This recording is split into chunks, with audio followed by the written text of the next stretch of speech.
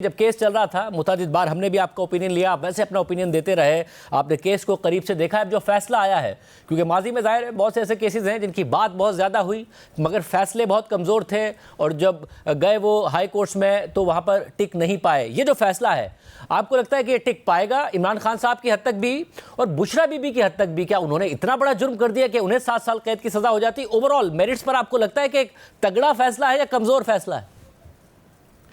खदर साहब, इसमें फ़ैसले की हद तक तो मैंने इस फ़ैसले को जो देखा है, पढ़ा है, तो मैं ये समझता हूँ कि जज साहब ने बहुत अरसे बाद नैब की तरफ से किसी कोर्ट से जो फ़ैसला आया है उसने बुनियादी तौर पर होता ये था कि कोर्ट से जब फ़ैसला आता था तो प्रोसिक्यूशन का केस पहले से ज़्यादा ख़राब हो जाता था। वो फ़ैसला उसको केस को मज़ीद कमज़ोर कर देता था। ये फ़ैसला बहुत जानदार है। इसमें इसके 2-3 इसके बड़े अहम पहलू हैं। सबसे पहली बात तो ये, इस केस में नैब की इन्वेस्टिगेशन भी दुरुस्त नज़र आती है। दूसरा, प्रोसिक्यूशन भी इसमें बेहतर थी और उसकी बेहतरी की वजह ये थी कि अमजद परवेज़ साहब चूँकि क्रिमिनल के बड़े अच्छे लॉयर हैं, नैब के अपने प्रोसिक्यूटर्स पर रिलाई नहीं किया गया।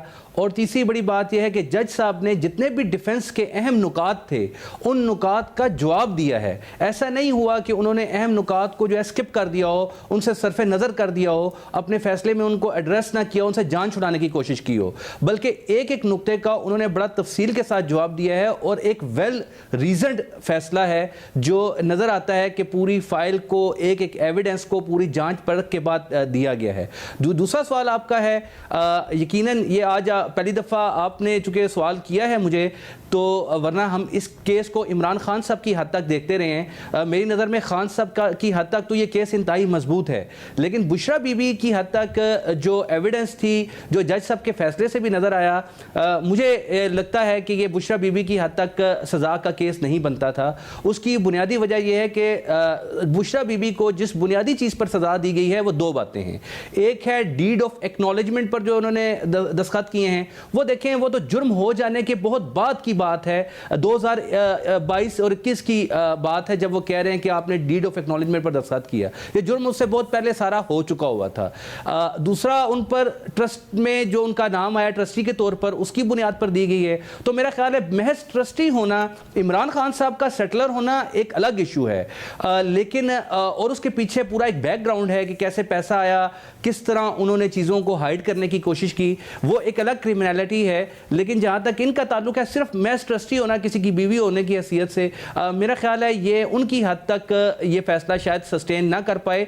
लेकिन जहाँ तक खान साहब का ताल्लुक है वहाँ तक तो अदालत ने जो फैसला दिया, देखिए उसमें 3-4 बातें बड़ी अहमियत की हामिल हैं।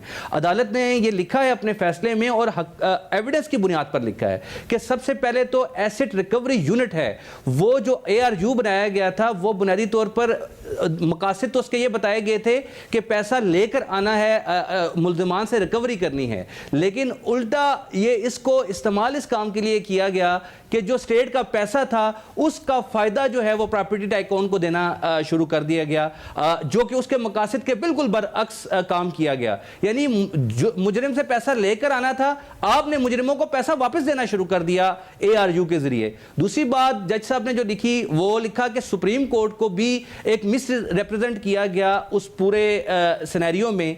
तीसरी बात, कैबिनेट को जो है वो मिस रिप्रेजेंट किया गया।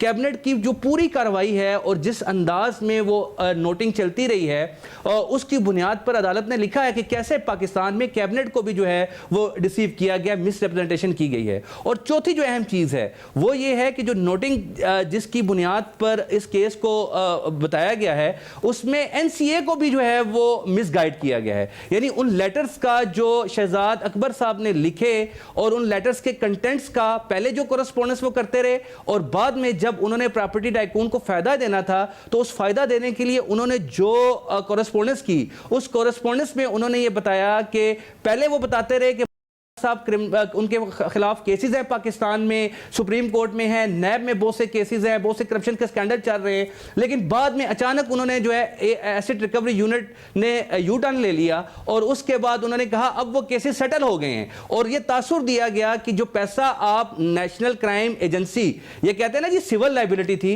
बेसिकली बरतानिया के कानून को अगर आप देखें तो नेशनल क्राइम एजेंसी के नाम से ही वाज़ेह है, वो क्रिमिनल मैटर्स को डील करती है, तो वो सिविल लाइबिलिटी नहीं होती, बेसिकली बेसिकली वो जब रिकवरी करते हैं उसके दो पोर्शन होते हैं, एक रिकवरी का और एक सजा दिलवाने का। तो रिकवरी वाला जो एस्पेक्ट है उसमें ये एग्रीमेंट गया और वो सारी चीजें गई। तो बुनियादी तौर पर ये अच्छा जो नोटिंग है जज साहब ने उसकी भी बड़ी अहमियत की हामिल है। इनका एक एतराज था इस फैसले पर बहुत बड़ा कि जनाब वो डीड नहीं आई, कॉन्फिडेंशियलिटी जो पेश की जानी चाहिए थी। जज साहब ने उसकी बड़ी लॉजिकल रीजनिंग दी है। उन्होंने कहा कि डीड ऑफ कॉन्फिडेंशियलिटी जो है वो तो बरतानिया के कॉन्फिडेंशियल डॉक्यूमेंट है, ठीक है, लेकिन जो नोटिंग है जिसको ये एडमिट करते हैं, और बुनियादी प्रिंसिपल है कानून का, things admitted need not to be proved, कि जो आप मान लेते हैं वो मानते क्या है। नोटिंग के बारे में वो ये कहते हैं, उसका सहारा भी लेते हैं वो कि सुप्रीम कोर्ट में पैसा आया था, देखे वो उसको रियासत को नुकसान नहीं हुआ। उस नोटिंग के अल्फाज ये हैं कि account freezing order and repatriation of funds to Pakistan. भाई ये जो आपने नोटिंग की थी, कैबिनेट को भेजी थी, जो पहले पैसा आप ले चुके थे, रिपेट्रिएट सुप्रीम कोर्ट के अकाउंट में हो चुका हुआ था, डीड भी एक माह पहले आप नवंबर के महीने में उनको भेज के 6 नवंबर को आपने वो भी भेज चुके थे। कैबिनेट में आपने 2 दिसंबर को ये नोटिंग दे रहे हैं, यानी 1 महीने बाद दे रहे हैं आप। और उस नोटिंग में आप ऊपर नोटिंग में उसकी हेडिंग यही है कि आप जो है account freezing order, account freezing order मेरा तो नहीं था, पाकिस्तान का तो नहीं था, पाकिस्तान की किसी अदालत का भी नहीं था, वो अकाउंट फ्रीजिंग ऑर्डर है ही वेस्टमिंस्टर कोर्ट है बरतानिया की, उसका डिस्ट्रिक्ट कोर्ट का ऑर्डर था, उस ऑर्डर का हवाला दिया गया है। और रिपेट्रिएशन ऑफ फंड्स जो है वो है ही बुनियादी तौर पर रिपेट्रिएशन किस चीज की कर रहे हैं आप, यानी फंड बाहर मौजूद थे उसको आप पाकिस्तान लेकर आ रहे हैं। तो ये जो एस्पेक्ट है इसको तो आप खुद मानते हैं, तस्लीम करते हैं, इसी का आप सहारा ले रहे हैं।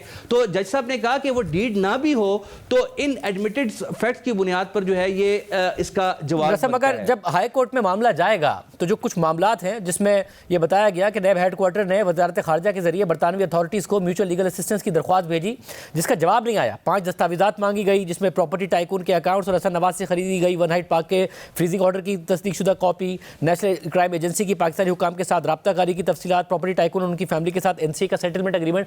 ये जो चीज़ें अगर ये मिसिंग है, नहीं दी आई बरतानिया से, क्या इसका असर नहीं पड़ेगा? क्योंकि कम से कम तहरीक इंसाफ यही कह रही है कि इसका बहुत फर्क पड़ेगा, ये मिसिंग लिंक है।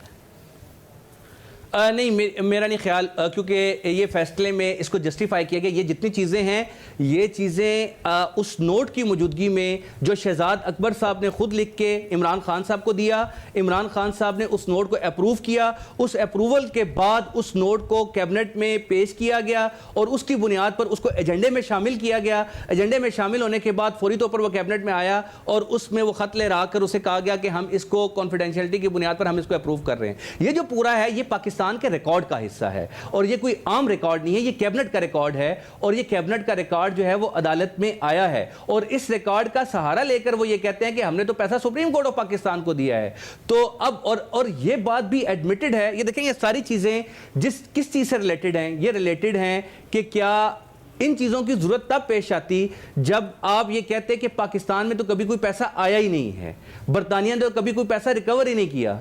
आपका तो ये केस ही नहीं है। आप ये तो तस्लीम करते हैं कि पैसा पाकिस्तान में भी आया और पैसा पाकिस्तान से आकर सुप्रीम कोर्ट के अकाउंट में भी गया और सुप्रीम कोर्ट ने वो पैसा फिर वापस जब भेजा तो आप उसका सहारा भी लेते हैं कि सुप्रीम कोर्ट ने वो पैसा देखें वापस कर दिया तो रियासत का नुकसान भी नहीं हुआ, जबकि सुप्रीम कोर्ट में तो अपने फैसले में लिखा हुआ है कि ये तो ऐसी ट्रांजैक्शन में जिसके रॉबिंग पीटर टू पे पॉल कि आपने तो इस बुनियाद पर यह सारा काम किया है। तो मेरा नहीं ख्याल कि वो जिन डॉक्यूमेंट्स की बात कर रहे हैं जज साहब ने ठीक है अपने फैसले में लिख दिया कि ये कॉरेस्पोंडेंस भी पाकिस्तान, अच्छा ये नेक नियति जाहिर करती है प्रोसिक्यूशन की, इन्वेस्टिगेशन की, नैब की, कि उन्होंने फिर भी बरतानिया से ये डॉक्यूमेंट मांगे हैं कि आप हमें दे दें। अब हमारा बरतानिया के साथ म्यूचुअल लीगल असिस्टेंस का कोई मायदा तो है नहीं है, अगर उन्होंने नहीं भी भेजे तब भी अगर बाकी रिकॉर्ड मुकम्मल है और उससे किसी शक व शुबे की गुंजाइश नहीं रहती, जो कि मुझे बादियों नज़र में नज़र नहीं आता कि ऐसी कोई पूरे एविडेंस को पढ़ने के बाद, देखने के बाद, तो मेरी नज़र में ये एक इस्टेब्लिश चीज़ है। ये इजाफी शहादत ज़रूर होती